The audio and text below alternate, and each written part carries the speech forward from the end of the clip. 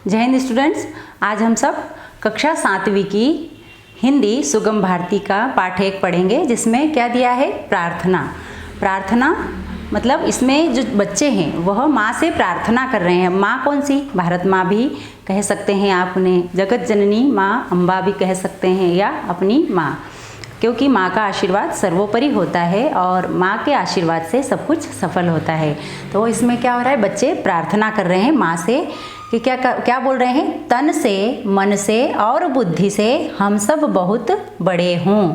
हे माँ, हम क्या करें, हम हमारे तन से यानी शरीर से, मन से और बुद्धि से हम कैसे हों, बहुत बड़े हों, और पर्वत से हों सिर ऊंचा कर सीना तान खड़े हों। हम कैसे हों, पर्वत से हों, हम पर्वत के समान हो जाएं और सिर ऊंचा करके हम कैसे खड़े हों, सीना तान कर खड़े हों। कोई कठिन काम हो भारी हम करके दिखला दें। हमें तो ऐसा आशीर्वाद दे कि हम कोई सा भी कठिन काम क्यों ना हो, हम उसे सफल करके दिखा दें। और क्या करें, हम हमेशा कैसे भी भारी काम हो या बहुत ही बड़े काम हो और बहुत ही कठिन काम हो, उन्हें हम हल कर दें और उन्हें हम क्या कर सकते हैं, काम को सफल कर दें। आगे हम आंधी से हो मुसीबतों को बादल सा बिखरा दें।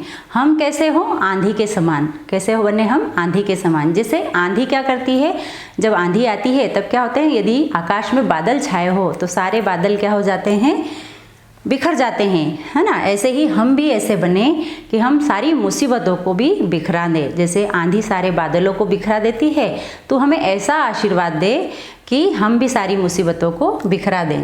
मुट्ठी में तकदीरें बांधें हंसकर चलने वाले, अंधियारे में किसी दिए की लौ से जलने वाले। हम कैसे बने, मुट्ठी में तकदीरें बांधने। हमारी मुट्ठी में हम क्या कर ले, तो हमें इतनी हिम्मत हो कि हम हमारी मुट्ठी में हमारी तकदीर को बांध लें, यानी हम जो चाहें हम वो कर सकें। और अंधियारे में किसी दिए की लौ से जलने वाले हो। हम अंधकार में भी, जैसे दीपक जलता है और पूरे अंधियारे को हर लेता है या अंधकार को हर लेता है, वैसे ही हम भी क्या करें, हम हमारे कार्यों से हम भी ऐसे ही सारे जो कठिनाइयाँ हैं उन्हें हम दूर कर सकें। आगे देखेंगे, प्यासे को देखें तो हम सब सावन से घिर आएँ, सागर में ही नहीं हथेली गागर में भर जाएं। तो प्यासे को देखें तो हम यदि किसी प्यासे को देखें, जिस प्रकार जो सावन होता है ना, सावन के महीने में क्या होते हैं, बादल घिर आते हैं। और वह क्यों घिर आते हैं, क्योंकि धरती उस समय प्यासी होती है।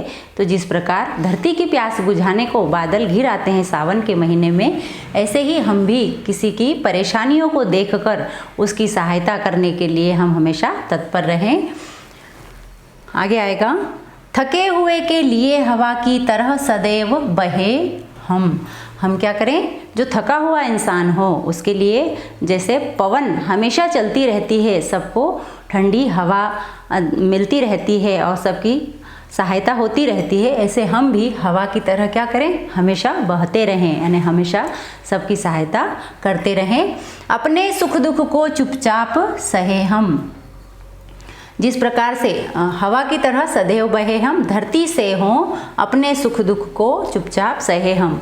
जो धरती माँ होती है ना, वो उसको हम जैसे हल चलाते हैं, उस पर हम चलते हैं, उसको हम खोदते हैं, तो उसको जो भी कष्ट होते हैं वह चुपचाप सहती है, कभी हमें बताती नहीं कि मुझे ये कष्ट हो रहा है। तो हम भी क्या करें, धरती के समान हो और अपने सुख दुख को चुपचाप सह लें, ऐसी हमें भी तू शक्ति देना। उठे हमारा हाथ दीन दुखियों का दुख हरने को, रहे न फुर्सत बैठे आँखों में आंसू भरने को। हमारे जो वो हाथ है, ये दोनों हाथ है, वो हमेशा क्या करते रहें, दीन दुखियों की, यानी जो लाचार व्यक्ति है, जो गरीब है, जो परेशान है, उनकी सहायता के लिए हमारे ये दोनों हाथ हमेशा उनकी सेवा करने के लिए तत्पर रहें। तो हमें ऐसा आशीर्वाद दें और हमें फुर्सत में हम कभी ना रहें, क्योंकि जो इंसान फुर्सत में रहता है वह क्या करता है, या तो अपना दुखड़ा गाता है कि मुझे ऐसा हुआ, और या फिर अपनी परेशानियों को लेकर वह हमेशा रोता रहता है। लेकिन तू मुझे ऐसी शक्ति देना कि मैं क्या करूं, हमेशा कभी हमेशा दीन दुखियों की सेवा करता रहूं और अपने आंसू को देखकर कभी भी परेशान न हो। माँ इन नन्हे हाथों को बस यह प्रसाद दो अपना, ये उस तक भी पहुँचे जिसको सब कहते हों सपना। हे माँ तुम मेरे इन नन्हे हाथों को वह प्रसाद दे दो, है ना।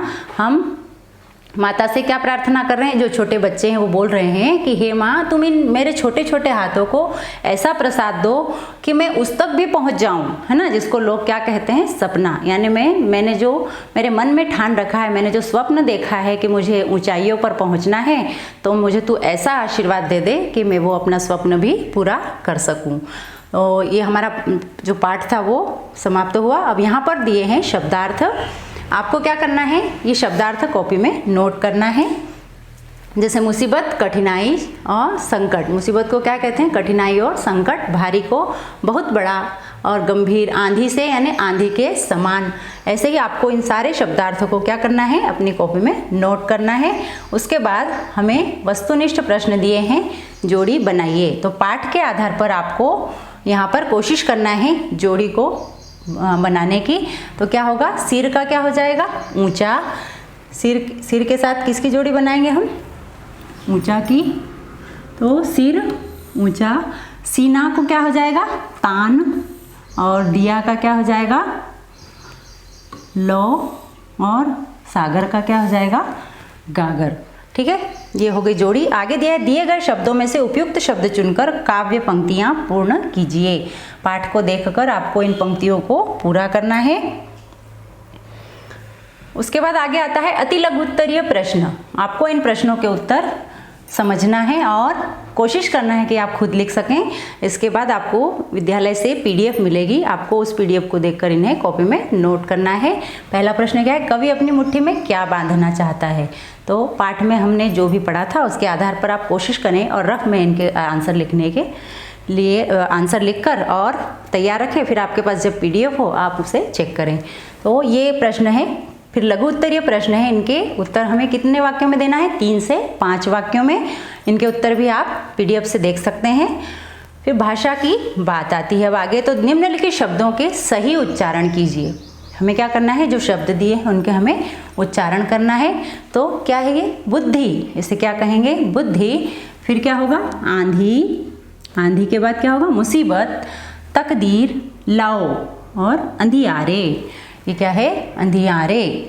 ठीक, इसके बाद आता है निम्न शब्दों की वर्तनी शुद्ध कीजिए। हमें इन शब्दों की वर्तनी को शुद्ध करना है। तो सबसे पहले हम शब्दों को पढ़ेंगे। क्या दिया है, साबन। तो साबन का शुद्ध क्या होगा, सावन। बुद्धि, बुद्धि को क्या कहेंगे, कौन सी मात्रा आएगी बुद्धि में, द में, और ध में छोटी की। फिर पिरसाद, पिरसाद का क्या हो जाएगा, प्रसाद। क्या कहेंगे हम, प्रसाद। और सदैव में एक मात्रा नहीं होती है, 2 होती है, सदैव। और पर्वत, पर्वत नहीं, क्या होगा, पर्वत।